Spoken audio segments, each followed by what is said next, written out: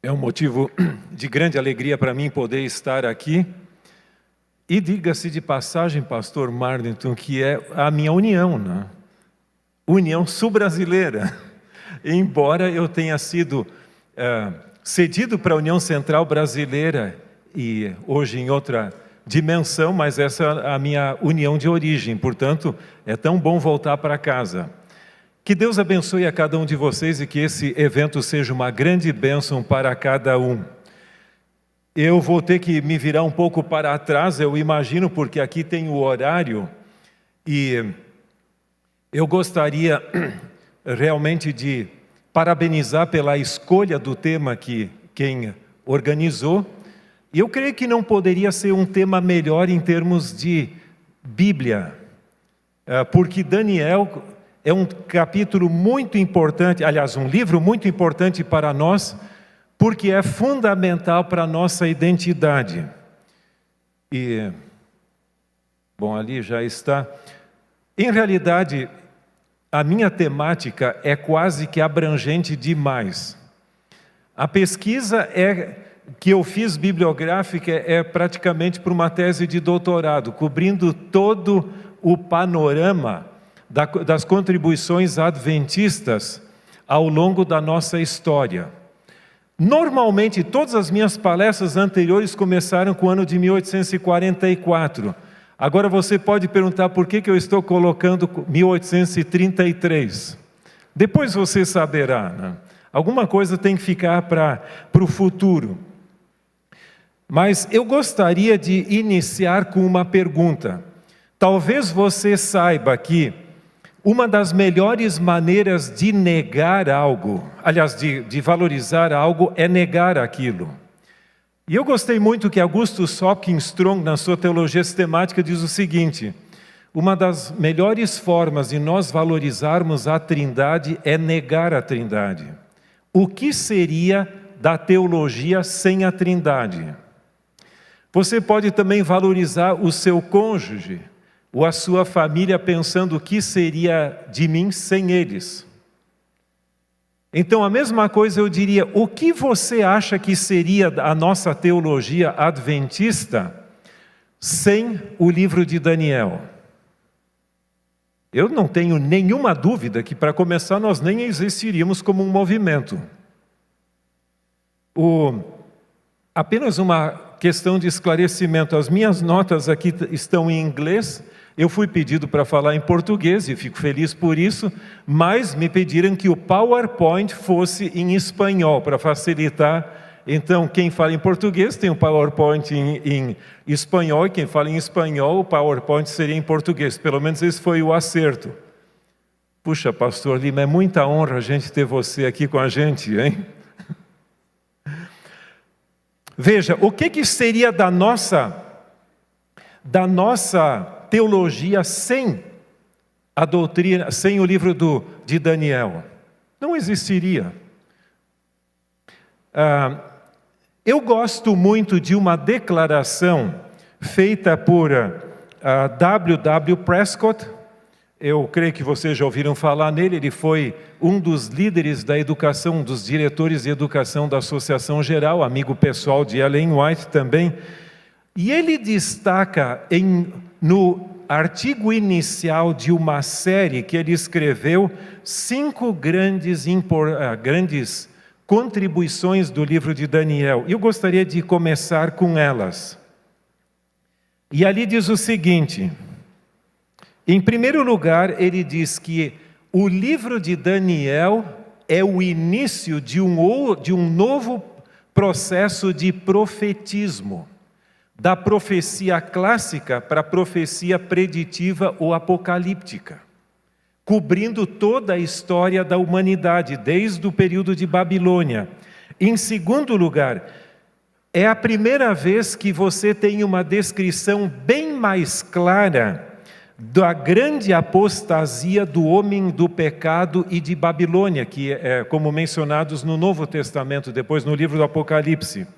Ele também diz que é o primeiro lugar onde o tempo da vinda do Messias e também do momento em que ele seria cortado ou seria morto aparece ali. Tanto é que isso é um enigma para os judeus até, como explicar isso. Em quarto lugar, é o começo da grande expectativa, ou da grande expiação antitípica. E além disso, também do reino, quando será o reino e o domínio dado ao Filho do Homem a favor dos santos. Caramba, se você pegar essas grandes linhas que fluem através do livro de Daniel, isso tem um significado fundamental para a fé cristã adventista. Não é sem motivo que os nossos evangelistas, eles usavam nos seus diagramas proféticos a estátua de Nabucodonosor, ali no sonho, e também alguns animais, sendo complementado depois com alguns elementos do livro do Apocalipse. Então, ele tinha um papel preponderante. Eu não sei, hoje as coisas mudaram bastante, em alguns lugares pelo menos, mas no passado, normalmente, evangelistas e pessoas que davam estudos bíblicos podiam mencionar a Bíblia, mas a primeira coisa que eles tratavam o que era? A estátua do sonho de Nabucodonosor. Porque ali você tem uma evidência clara da inspiração da Bíblia e o seu elemento profético preditivo. Isso convencia muitas pessoas.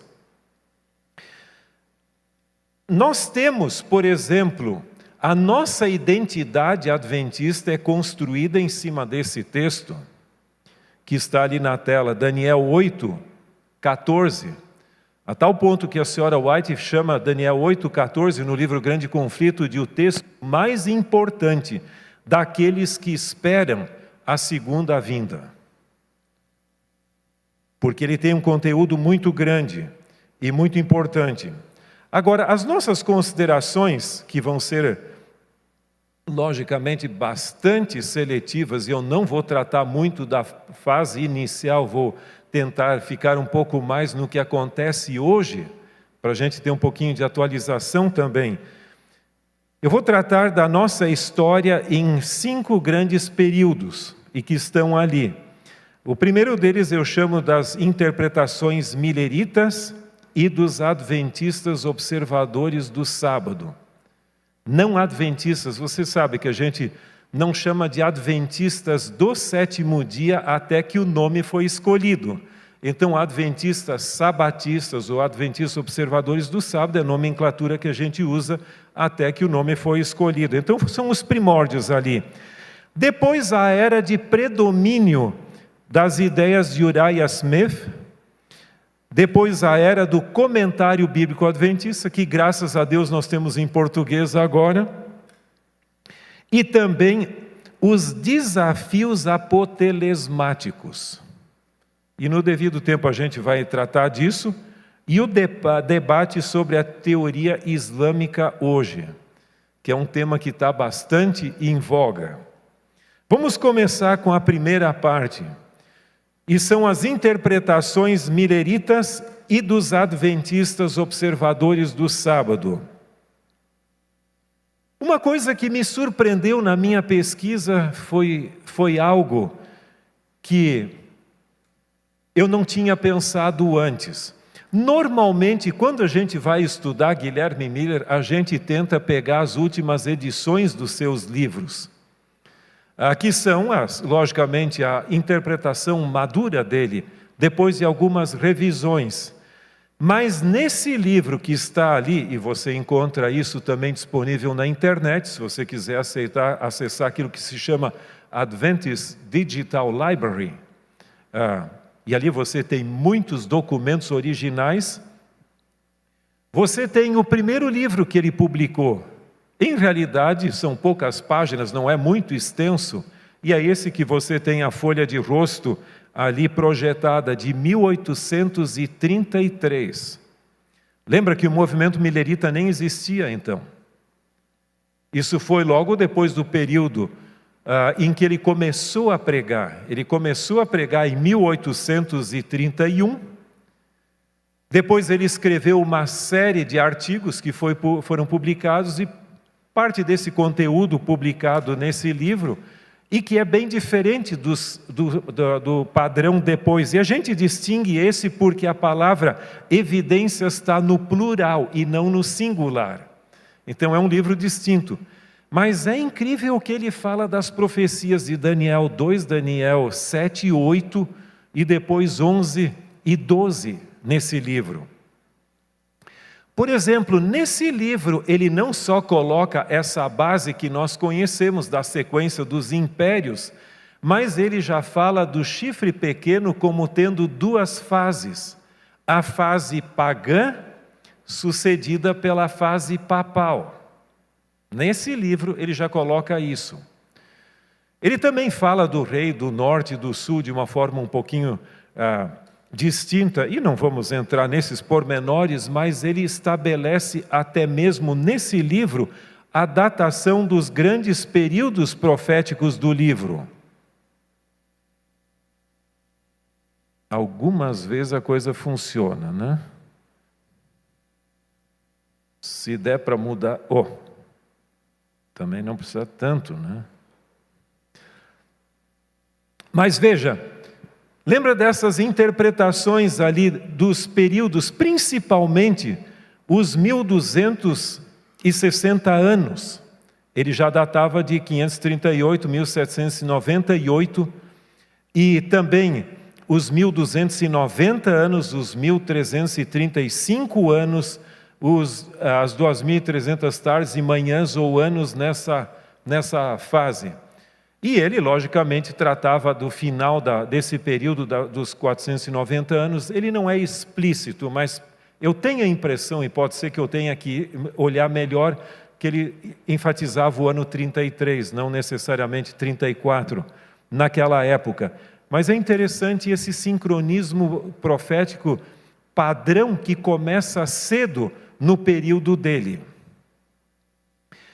Essa mesma interpretação dos 1260 dias, Ellen White posteriormente iria confirmar no livro Grande Conflito. E você tem pelo menos duas ocasiões onde ela confirma que tempo, tempos e metade de um tempo, 42 semanas e 1260 dias, como aparece no Apocalipse, são tudo o mesmo período, começando em 538 a 1798. Algumas pessoas alegam que o tempo do fim começou em 1844, mas a nossa posição tradicional, embora alguns ao longo de nossa história tenham caminhado por esse rumo, é normalmente 1798. Por quê? Porque você tem vários, ali começou um despertamento no estudo das profecias com o aprisionamento do Papa Pio VI pelos exércitos franceses liderados pelo então general Berthier, que depois se tornou marechal. E o que acontece? As pessoas começaram a ver como pode que o vigário, filho de Deus, é agora preso, levado para o cativeiro, e o próprio Deus não o protege nessa situação. Isso tem que ter um significado profético. Isso gerou todo um despertamento, e segundo Ellen White, as profecias foram, o livro foi aberto para a compreensão.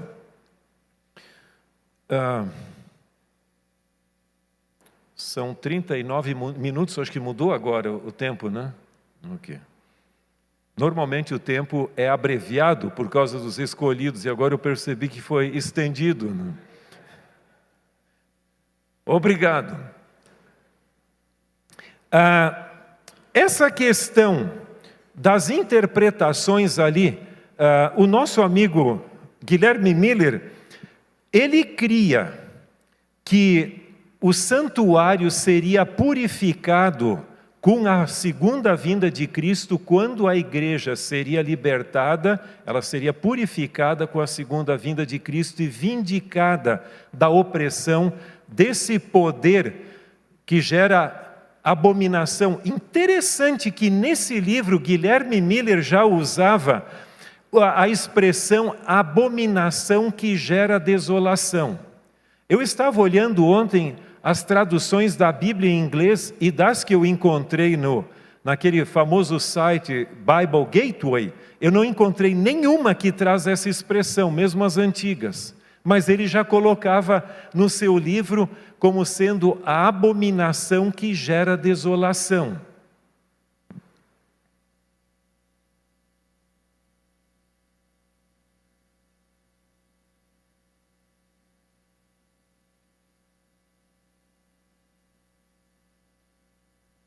Vamos ficar com esse aqui. Agora, o que acontece com o desapontamento quando Jesus não veio? Houve uma mudança de ênfase.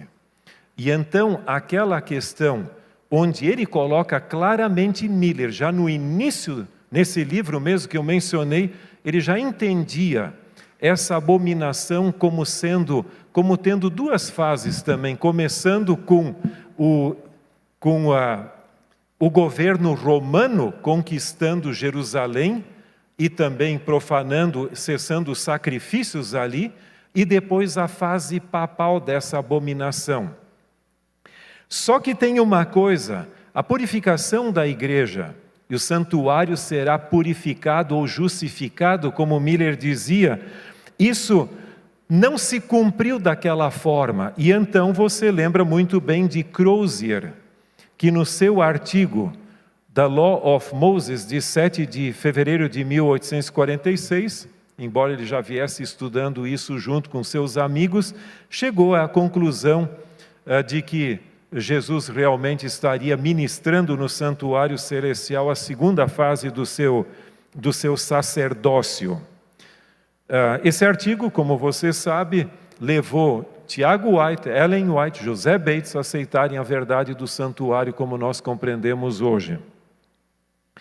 Mas vamos para outra fase, a era de Uriah Smith.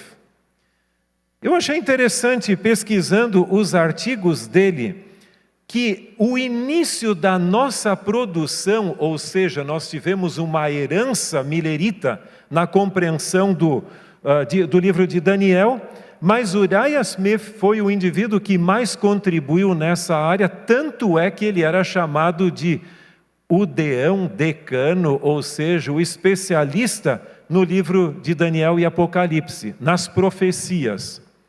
E ele começou, no ano de 1869, ele comete um erro, aliás, ele não, mas a revista é datada de 68, mas o ano correto é 69, então não se deixa levar, porque os pioneiros também tinham alguns lapsos em alguns sentidos. Mas você vai ver ali que início de 1869, ele começa uma série de nada menos do que 54 artigos na Review sobre o livro de Daniel. Sabe que você tem muito para estudar se quiser, né? E ele conclui em 1871. Eu gostei muito, eu não li tudo isso, mas o último artigo dele, ele diz assim: nós precisamos não só aprender de Daniel, o que ele tem a nos ensinar no seu livro, mas deveríamos também imitar o seu caráter, a maneira de ser de Daniel. Isso até me lembrou aquele hino, né? Como ser como Daniel, não é isso? Vocês lembram daquele hino? E é muito bonito como ele termina num tom bem espiritual, as suas considerações.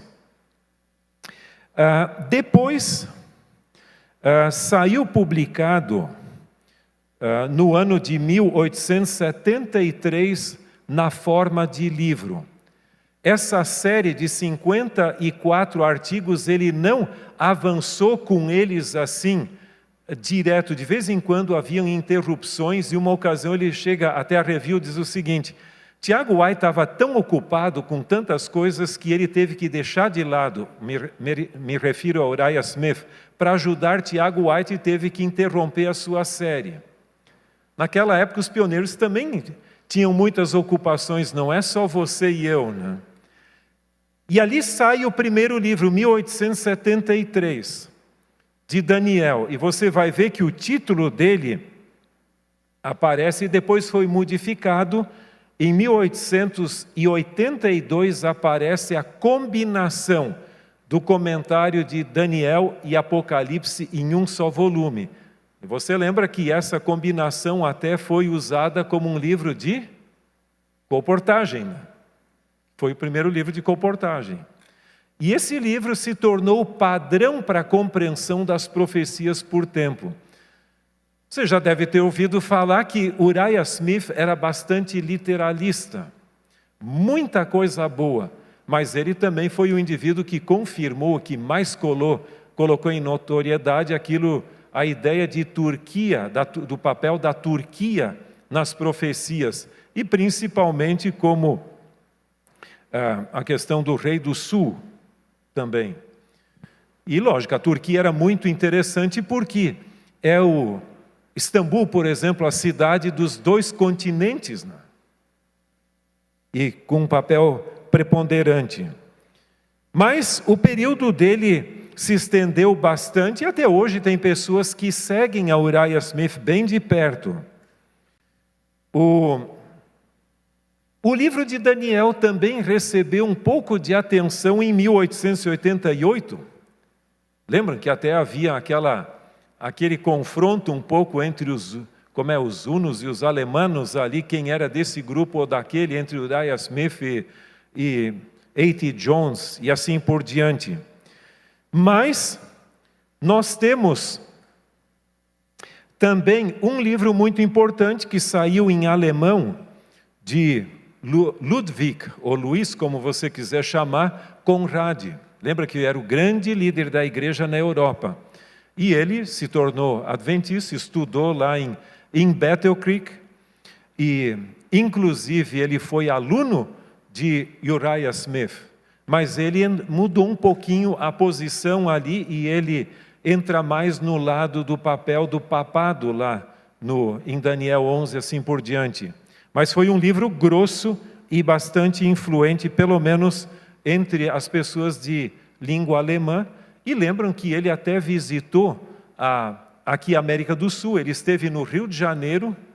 Eu não lembro bem exatamente, eu não fui atrás da trajetória dele, eu acho que o Renato Stencil estudou um pouquinho isso, mas esteve no Rio de Janeiro, em Pelotas, e depois foi para a Argentina. O Victor Casale uma vez me disse, que alguns conhecem, que foi diretor do Centro White ali, que algumas pessoas que têm dificuldade com Ellen White na Argentina, ainda são fruto daquela reticência que ele tinha para com Ellen White. Por algumas razões. Em primeiro lugar, era uma mulher. Em segundo lugar, ela era americana. E ele tinha as suas preferências ele tinha um certo nacionalismo alemão bastante acentuado. Tanto é que ele até cria que algumas das profecias, principalmente as 3 mensagens angélicas, já começaram a ser pregadas lá na sua querida Alemanha por Lutero e os reformadores. Eu me deparei até, vocês sabem que nós acabamos de publicar, saiu recentemente o livro, a compilação sobre as 3 mensagens angélicas. E no prefácio que eu ajudei a redigir junto com um colega, eu coloquei uma citação muito interessante. Não sei se você já pensou nisso antes, de um comentarista do Apocalipse, aliás, do Apocalipse, acho que é britânico, escocês. E ele diz o seguinte: os reformadores não poderiam ter pregado as 3 mensagens angélicas por uma razão. Isso é muito interessante porque até lá Rondel uma vez me mandou uma carta perguntando: Alberto, você não crê que os reformadores já pregaram as 3 mensagens angélicas? E o argumento desse comentarista escocês do século XVIII, ele diz assim: porque a expectativa da primeira mensagem angélica é global, a toda nação, tribo, língua e povo. Entendeu? E a reforma protestante nem cobriu toda a Europa. Você sabe que até D'Albinê diz ali que Portugal ficou, enquanto os outros países do norte estavam envolvidos com a reforma, o sul, Portugal, ficou alheio a tudo porque estava interessado nas suas navegações. Então não há como fazer cumprir, a não ser que você não tome a sério essa expectativa global da primeira mensagem angélica. Portanto, a teoria do nosso amigo Conrad não é tão significativa. Esse indivíduo, que eu entendo também ser australiano, o Fletcher, ele nesse livro, esse camarada foi um dissidente da igreja, começou a contestar também a nossa interpretação de Daniel.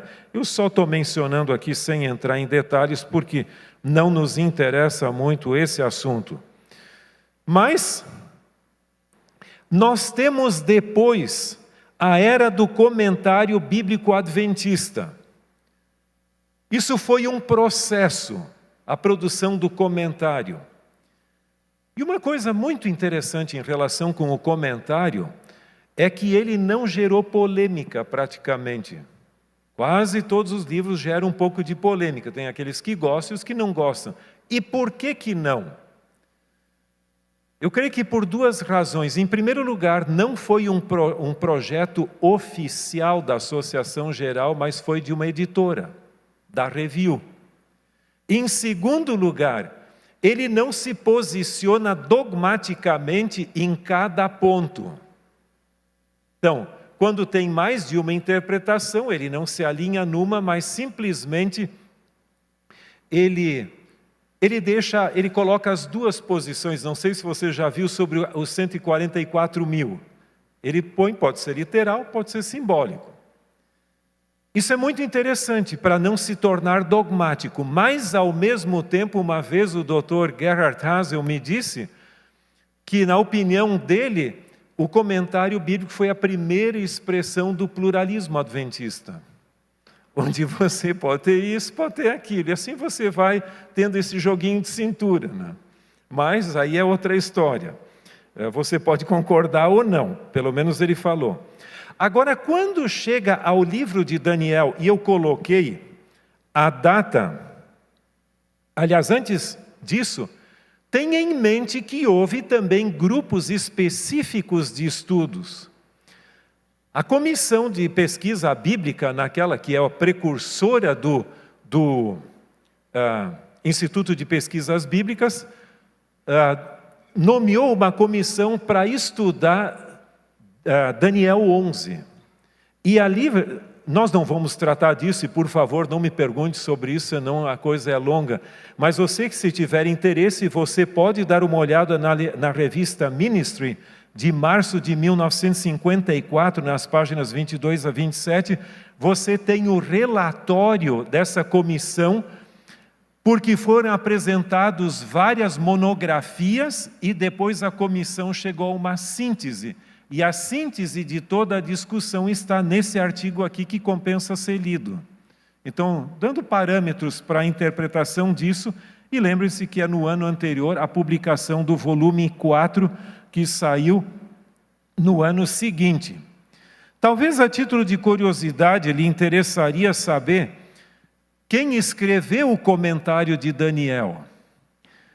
Há um artigo introdutório, não junto ao livro, mas no início do volume 4, que é sobre a história das interpretações de Daniel. E esse artigo não assinado, ele foi escrito por Leroy Froom, o mesmo autor da Fé Profética dos Nossos Pais. Por sua vez, os capítulos 1, 3 a 6, ou seja, de natureza histórica, foram escritos, os comentários, por ninguém outro do que o famoso Dr. Siegfried Horn, o pai da arqueologia adventista. E, por sua vez, os capítulos 2, profético, no caso, 2 e 7 a 9, por William Murdoch. Quem passou pela Andrews sabe que até a escola lá, Ruth Murdoch, eu entendo que será a esposa dele, mas ele foi do seminário. E dos capítulos 10 a 12 por William Hilgert. Eu vi certa vez esse indivíduo falar, lamentavelmente, ele estudou em boas escolas por aí afora, e um dia ele, estando na Andrews como professor, ele entregou, ele e a esposa, que os dois eram professores, teólogos, eles entregaram a credencial, e eu acho que foi, não sei se 2 ou 3 anos depois, ele foi ordenado como pastor presbiteriano. E continuou. Então, sabe que algumas pessoas não conseguem digerir a exposição a diferentes ideias, muitas vezes, e perdem o referencial. E esse foi um deles. E a palestra que eu vi esse indivíduo proferir foi sobre a ideia, a uma teoria chamada When Prophecy Fails, de Festinger, um teólogo, quer dizer, alguns historiadores. Quando a profecia falha, então se coloca lá no sobrenatural que não pode ser verificável. E ele colocou isso como sendo a característica do adventismo com a doutrina do santuário. Só que a teoria do Festinger já foi refutada, mas ele ainda continuava com essa ideia na década de 1990. O comentário se tornou o novo padrão de interpretação, praticamente compreensão do livro, embora pessoas continuassem com Uriah Smith. Então não encare essas fases como sendo de substituição, mas de acréscimo de alguma coisa, de uma nova ênfase. E foi o caso aqui. No Brasil, aliás, nós temos também o livro Questions on Doctrine. Um dos aspectos um pouquinho contestados é que ele não é muito explícito nessa questão do chifre pequeno, e aquela questão foi um pouquinho mais ameno nesse diálogo, um pouco ecumênico ali. Mas nós temos também aqui no Brasil algumas pessoas mais experientes, não vamos dizer mais antigas, mas mais experientes. Eles se beneficiaram bastante desse comentário do pastor Araceli Melo, que ele mesmo havia publicado, não impresso, mas no Rio de Janeiro, e foi um material bastante útil para algumas pessoas. E nesse ele coloca o rei do norte como, aliás, o rei do norte como a Turquia e o rei do sul como Egito. Mas, nesse período que nós estamos abordando, começou a surgir no cenário um indivíduo que recebeu muita atenção. E as iniciais dele são Desmond Ford. Alguns que conhecem, às vezes eu falava isso em sala de aula, as iniciais são e você acaba colocando o nome completo, né? Mas Desmond Ford, ele se tornou, algumas pessoas perguntam por que ele recebeu tanta atenção em Glacier View. E eu não recebo nenhuma atenção, eu tenho a minha heresia aqui, ninguém me dá a maior, né? Mas a questão é muito simples. Eu tenho aqui no meu material, mas não vem ao caso, mas ele começou muito cedo, desde 1952. Quer dizer, eu não era nascido e muitos de vocês também não. 1952, ele começou na revista Signs of the Times, na Austrália, a ter uma coluna respondendo a perguntas sobre os mais variados temas bíblicos. Isso projetou como aquele indivíduo que era o referencial, praticamente, para responder questões.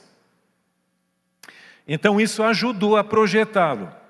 Depois, no ano de 1973, como vocês têm ali na tela, ele teve uma série significativa sobre Daniel de 15 partes, publicadas em 4 números da revista. Isso significa que cada número já tinha mais de uma parte dessa série.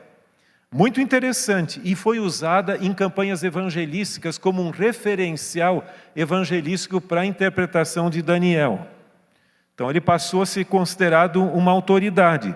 Em 1974, ele publicou na revista Ministry, em inglês, nos Estados Unidos, a revista da Associação Geral para Pastores, uma série de 12 artigos sobre Daniel.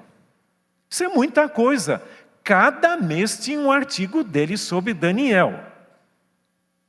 Interessante que não foi só uma série, mas junto tinha um guia de estudos, algumas perguntas, e aquilo foi considerado material que os pastores, uma associação adventista de ministerial, exigia mais ou menos o que seria educação contínua hoje, que os pastores tomassem a sério e receberiam créditos acadêmicos por responder esse material.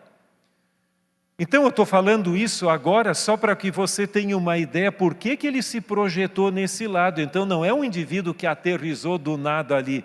Ele construiu uma reputação ali e foi tomado a sério como referencial. Tanto é que ele chegou até alguns perguntarem, mas escute, e essas suas ideias? Algumas delas já vinham sendo colocadas nas séries que eu publiquei. Mas vindo do nome dele, ninguém contestava, só publicava. Cuidado com isso, que gente boa também escorrega, né? Então não é o nome que faz a diferença, é o conteúdo, né?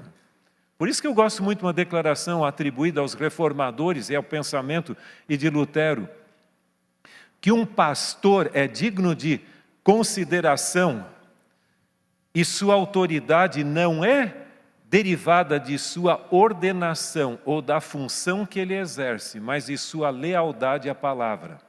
Então, a minha autoridade ministerial não é inerente a mim mesmo, mas é derivada da minha lealdade à palavra.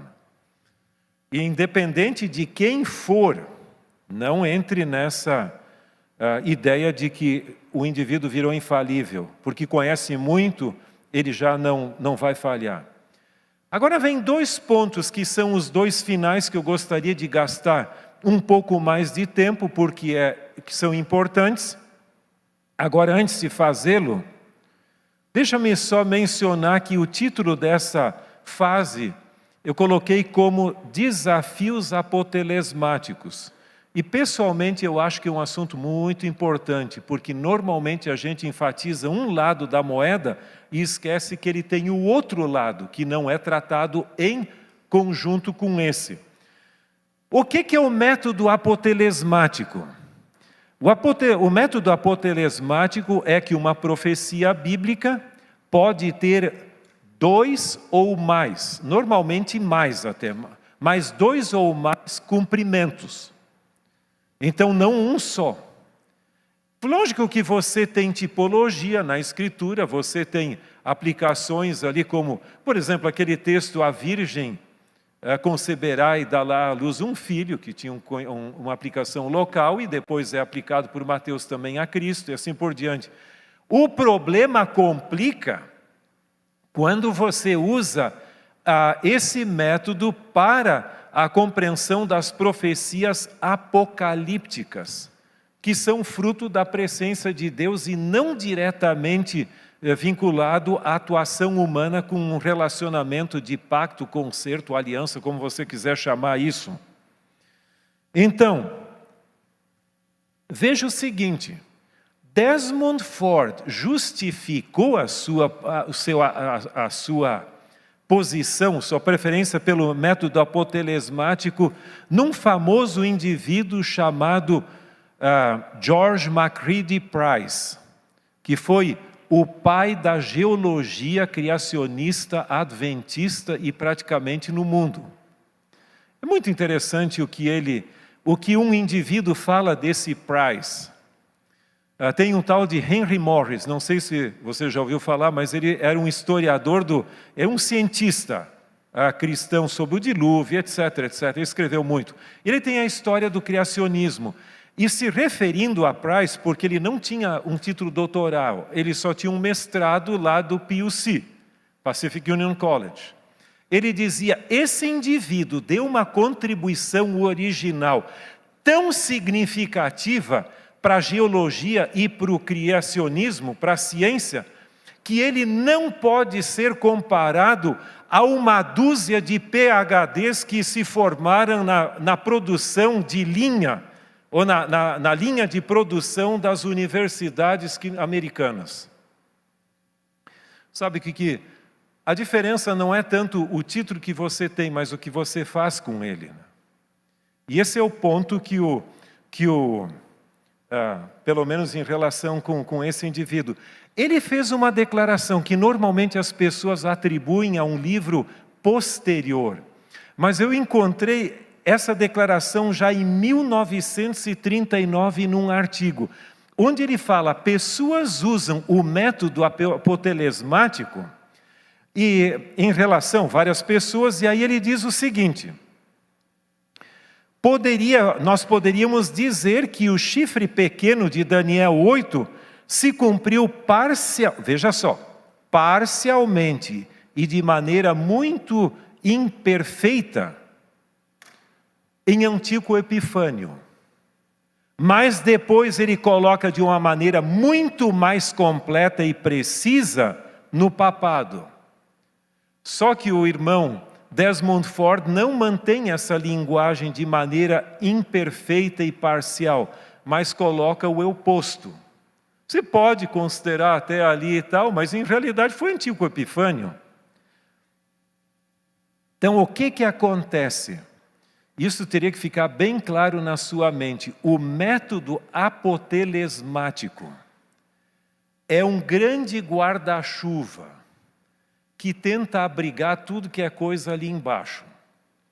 Então, nesse sentido, para Desmond Ford, foi para ele poder usar as suas ideias para dar espaço, conseguir espaço para as suas tendências preteristas. Então, a paixão dele era o preterismo, mas ele, para não se degladiar com a igreja, então ele caminhou por esse lado. Mas no seu comentário de Daniel, que foi publicado pela Southern, então que hoje não existe mais, depois foi comprada pela Review, incorporada pelo menos, ele publicou esse comentário de Daniel, que foi muito bem aceito, e até no IAE, na minha época, alguns professores citavam isso, né? na aula de Daniel. Nesse material, a citação é longa, aqui eu tenho ela transcrita, mas no PowerPoint só coloquei um pouquinho ali. Ele diz que cada um dos sistemas, veja o que ele está dizendo: o preterismo, o futurismo, o idealismo e o historicismo têm razão ou estão corretas no que afirmam e equivocadas no que negam. Então ele diz: não, o preterismo é muito bom quando trata das coisas lá do período apostólico, mas não depois para o que vai ao longo da história. O historicismo é bom para a questão histórica, mas falha na questão preterística e também na futurística. O futurismo é bom para aquilo ali assim e vai dali para frente. Então, praticamente, historicismo virou como igual aos demais, cada um com suas falhas e coisas. E não que o historicismo teria a sua dimensão do passado, do presente e do futuro, englobando como se as outras escolas é que teriam essa questão. Mas ali ele ainda fala de Daniel 8,14, bem claramente, como estendendo-se de 457 a 1844, assim por diante, e também a purificação do santuário e assim por diante, a vindicação de Deus, e parece bastante adventista no demais. Na primeira edição do comentário bíblico do Ranko Stefanovic, você tem uma declaração muito semelhante a essa questão do múltiplo uso dessas escolas de pensamento.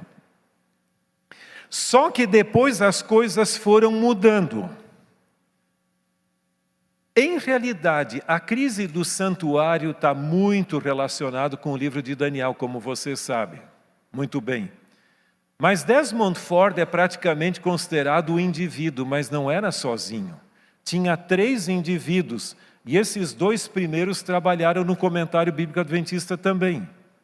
Um deles, Raymond Cottrell, e o outro, Don Neufeld.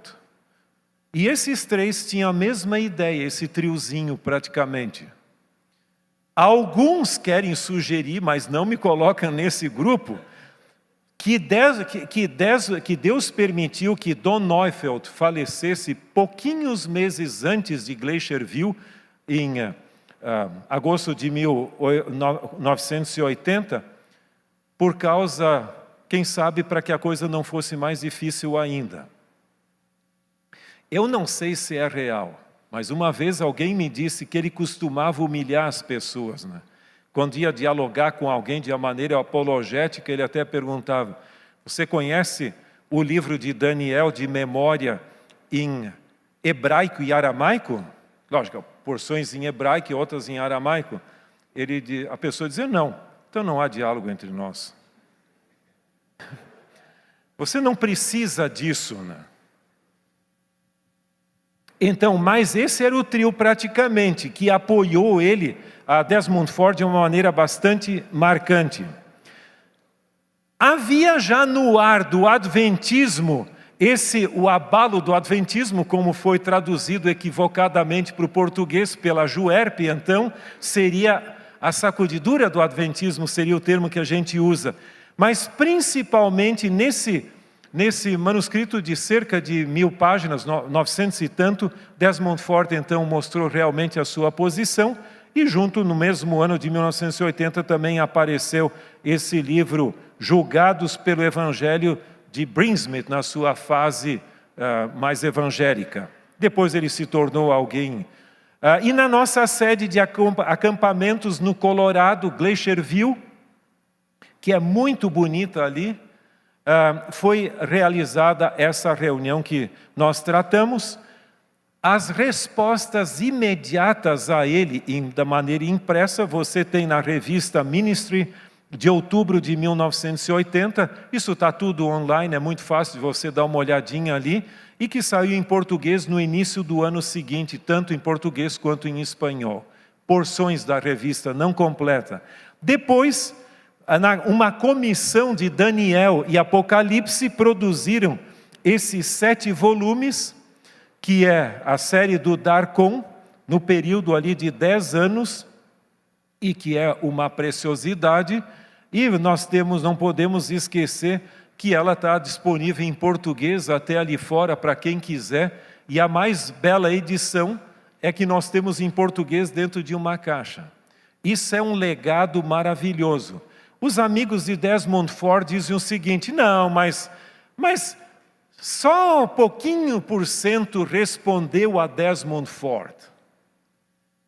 Sabe, isso é uma arrogância, achando que ele deveria ditar a agenda da pesquisa da igreja, como se tudo tinha que responder só a ele. Não, essa é uma série que aprofundou significativamente o estudo de Daniel, Apocalipse, Santuário, etc, etc. Ele foi simplesmente uma escusa nesse processo. Agora tem um ponto que, se você esquecer o resto que eu falei, tenta não esquecer isso. O princípio apotelesmático, como eu falei, foi o guarda-chuva não só para o preterismo, tentando jogar as profecias lá para o futuro, para o passado, mas também para o futuro. E o futurismo adventista, na sua fase inicial, pelo menos proliferou dessa maneira. E ali você tem 2 livros representativos disso, dessa tendência. Pode ser que exista algum outro material que eu não conseguia localizar até hoje, mas quanto eu conheça, o primeiro deles, de uma maneira bem clara, foi esse material, muito mal diagramado até, tanto é que a paginação vem e volta lá dentro, mas é de 1979. E ali ele argumenta, os autores, porque é um grupo de uns 4 ou 5 autores, diz o seguinte: essa história de nós pensarmos em 1844 e as profecias se cumprindo ali, não torna relevante para nós hoje, nós precisamos de uma interpretação que se torne relevante hoje. E então, eles propõem o seguinte diagrama, não sei se você vai poder ver, porque é pequenininho ali, mas é o que nós temos. Você vê que ele joga as 2.300 tardes e manhãs para o futuro e todos os demais períodos, começando desde do início de uma contrafação ao Armagedon e o decreto futuro para a reconstrução de Jerusalém. Você percebe que é uma fusão entre adventismo e dispensacionalismo? Muito clara, não resta a menor dúvida. Mas o livro padrão, que eu não coloquei ali, é aquele que eu mencionei junto com o Desmond Ford, que é aquele To Him Be the Glory.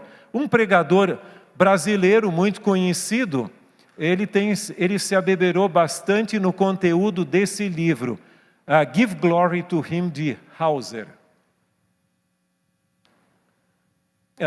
Vamos só...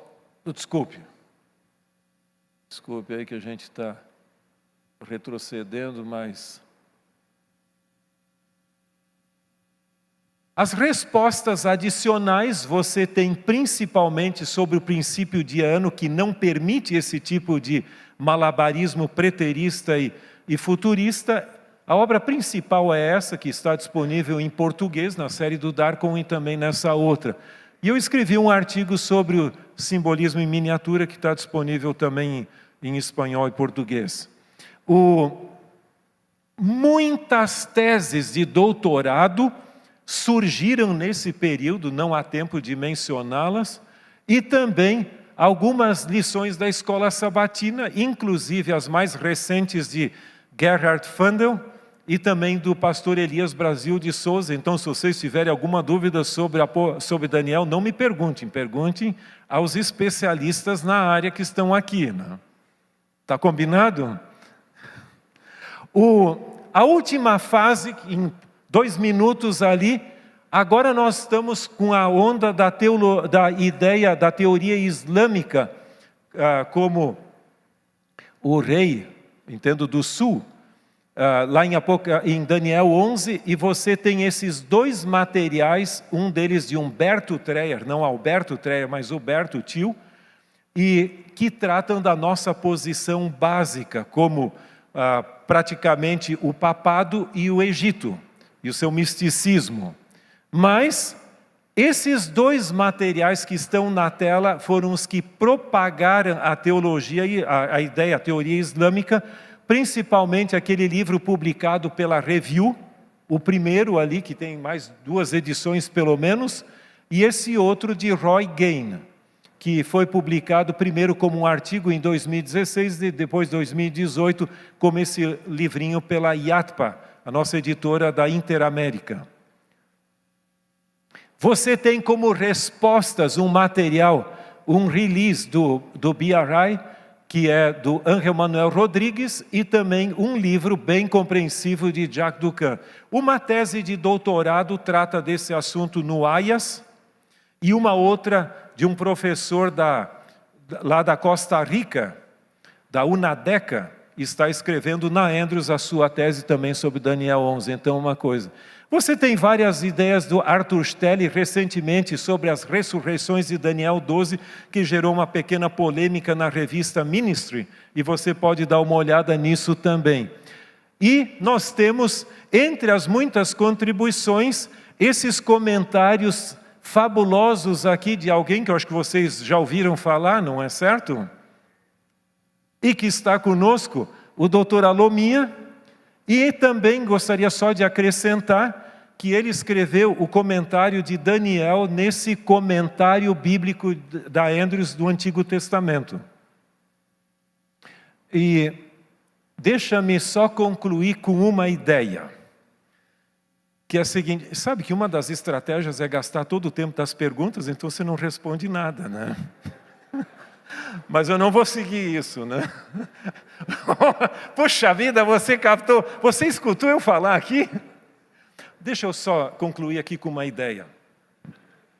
Sabe que em 1562, Teodoro Beza, que foi o sucessor de Calvino em Genebra, ele teve um diálogo com o Duque de Guisa. Se você leu O Grande Conflito, você deve lembrar desse nome, que foi o encarregado do massacre de São Bartolomeu.